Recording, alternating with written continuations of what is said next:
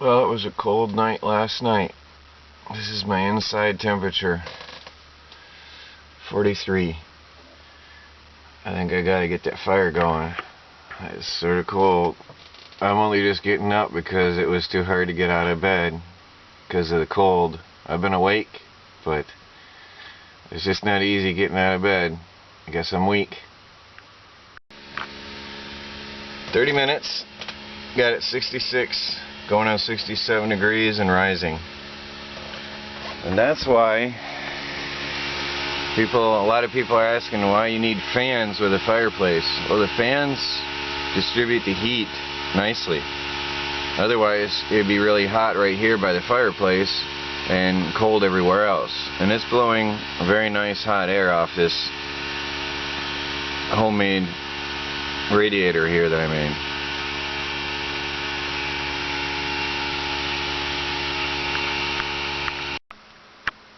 Okay, it's 10:30 in the morning. Nice cozy 66 degrees. I let the fire go out. It's been out for about 45 minutes now, but it's still maintaining the warmth. But what's really amazing, check this out.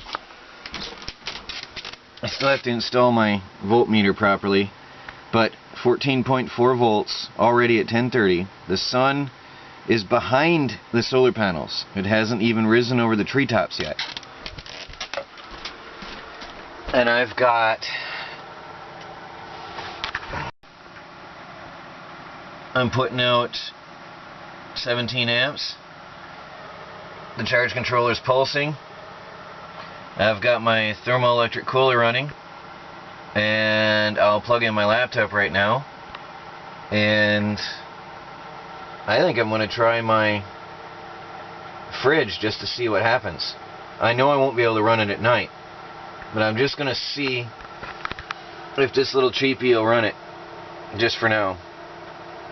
I definitely need more batteries, and I want to get a pure sine wave inverter because I want to be able to run my laser printer and a couple other things.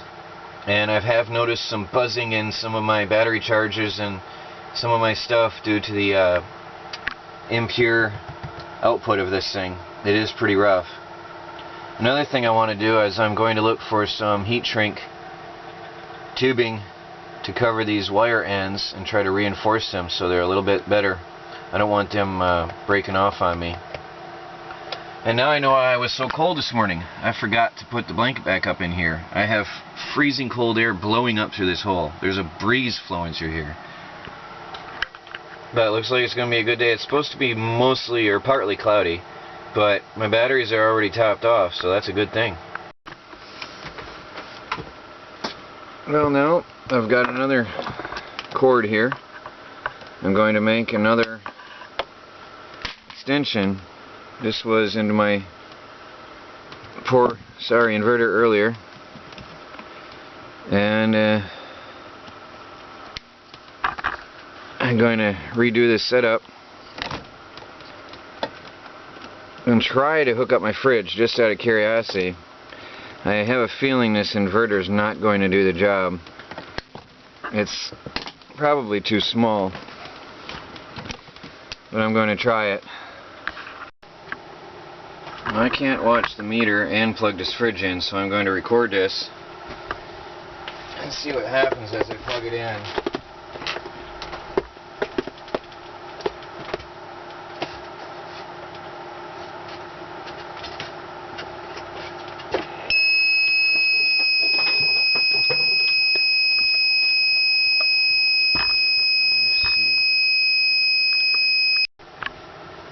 Well, now my inverter is playing mad. This is the one I was just hooked up for the fridge, and this is the one I had hooked up that's nothing's plugged into, and I'm getting an error. It's very annoying. Let me see if I can try the fridge alone now.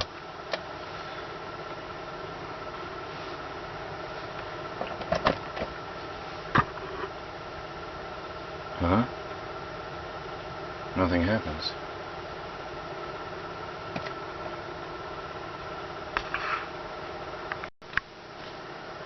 Well, sadly no fridge. My Inverter will not take it. It keeps giving me an SC error. I have no idea what that means. So, although I might have enough power to run this during sunlight hours, there's no way I can do it with this inverter. And that's the biggest one I've got. It's a 750 watt. At least that's what it claims.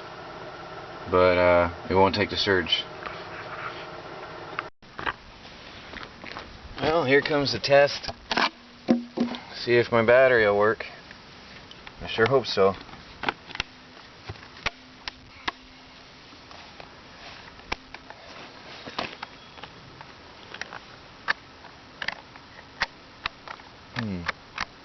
Nothing. The charger yesterday was showing a full charge. Now, that's strange because I at least had it running the other day, or I at least had it running when I first got this for a minute. It would spin. No luck.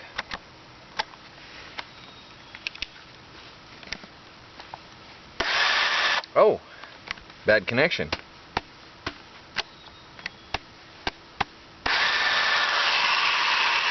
Well, let's see if I can cut some firewood. Guess it needs some cleaning.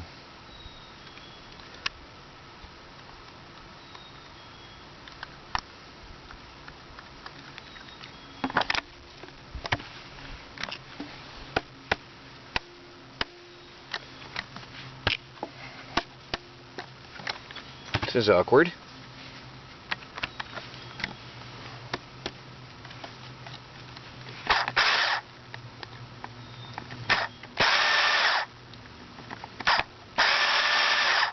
Yeah, this is going to be awkward.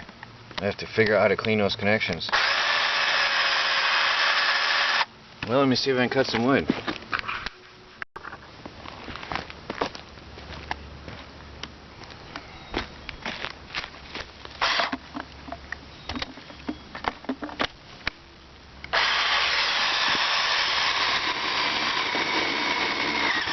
Oh, this is not powerful at all. Nope, battery's done.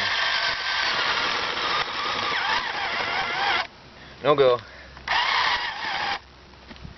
Well, back to the handsaw. I have an idea. This is a 12-volt cigarette lighter plug-in beverage heater. I'm going to try to heat up a cup of coffee since it's only 1 o'clock and my batteries are topped off and the sun is shining brightly, and I can't run a fridge anyway, so I might as well play around with electricity. Let me see if I can heat up a cup of coffee. I'm sort of nervous that I might blow a fuse. I have to check the wattage on this thing. I don't see any wattage rating anywhere on the package, which is annoying. It doesn't tell me. Ah, there it is, 120 watts. Well, let's see what happens. So this goes in here. Hope it works with metal. I have to have it higher than the level of that. The clip isn't long enough.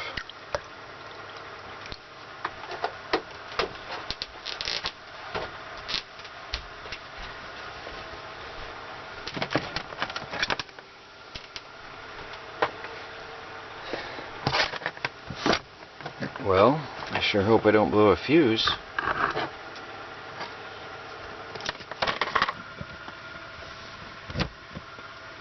And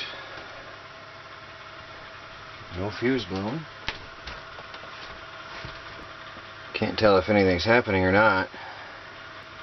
Well, there's bubbles forming on the heating element. My charge controller is still pulsing, so it didn't affect that at all. My batteries are still sitting at 14.4, so I've got enough current coming in to handle this. It's not very fast. Well, what's scary is the power cord is certainly hot. and it smells.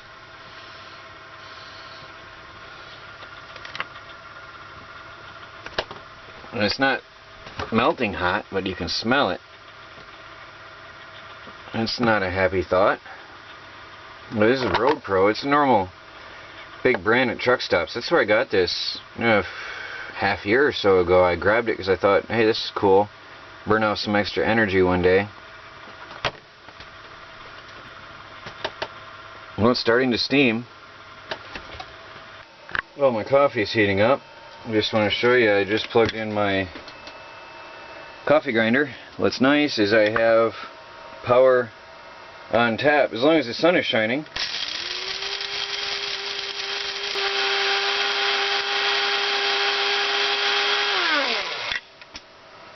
I've got enough energy to burn when the sun shines. Well, this is nice. Well, the water's steaming. Still not boiling yet. I really want it to a near boil. I'm going to make a cup of cowboy coffee here. I'd really like to have it boiling. The cable is quite warm. Surprised they don't have a bigger cable on that. That's really not a good thing. It's all warm and smells. I'm not impressed with their wire. Not at all. Well, it doesn't look like I'm going to get a full boil. What's strange is the cup has turned yellowish, which bothers me. I wonder if I should have cleaned this before using it. There was probably some oils on that element. But I think that's as vigorous of a boil I'm going to get, just to localize bubbles on the element. It says don't run it for more than 10 minutes, and I don't want to risk it, but it's hot. It's certainly heated up. What I don't like is this is incredibly hot. This is as hot as my cup. Ah! Ow! Shoot! Yeah, that's bad. I don't think I like this at all. I think I'm going to complain to the company. I just burnt myself on that. It means I can't even set this down. I don't know if you can hear the buzzing on this. So I put the camera up close. I think that's because I have a modified sine wave inverter. I hope I don't burn this charger out one day. Right now what I'm doing is plugging in everything I have, charging up all my batteries and everything, using my inverter. It's plugged into the AC outlet in the camper. While the sun shines, take advantage of it. The charge controller is pulsing the current now. A minute ago it was 5 amps, and I'm wondering why is it only 5 amps? The sun is straight overhead. This is peak time at 2 p.m. and I couldn't figure it out. I was staring at the panels wondering what's wrong out there, and I came in here and realized my thermoelectric cooler was unplugged, so I was trying to heat my coffee earlier. Plugged that in, and this started pulsing up and down like this. So the charge controller was only allowing 5 amps out of probably nearly 30 amps. There it's really swinging. So the charge controller is doing its job. I have this old camper fridge, Dometic I think is how you say it. It's a 3-way gas and electric, and I tried to hook it up to my battery bank here directly on 12 volt. Now I did get it free because the guy was using it in his house on 110 and it quit working for him. I figured I'd try it on 12 volts, so I hooked it right up to my batteries here, but the heating element, it says right on it, 110 to 240 and 12 volt. It's all the same element. It's one element. So it didn't work. I didn't expect it would, but I figured I'd try. I do have a gas hookup. I've heard mixed things about these fridges. I've heard that it'll burn through a 20-pound tank in a month. I've heard it'll last months. I guess it's worth $20 investment to figure out. Plus I'm going to have to find some way to connect this. I do not want to take it inside my camper and risk explosion hazard or whatever. I don't know what the condition of this whole thing is. So I have to figure a way to hook up a 20-pounder outside without really spending much money.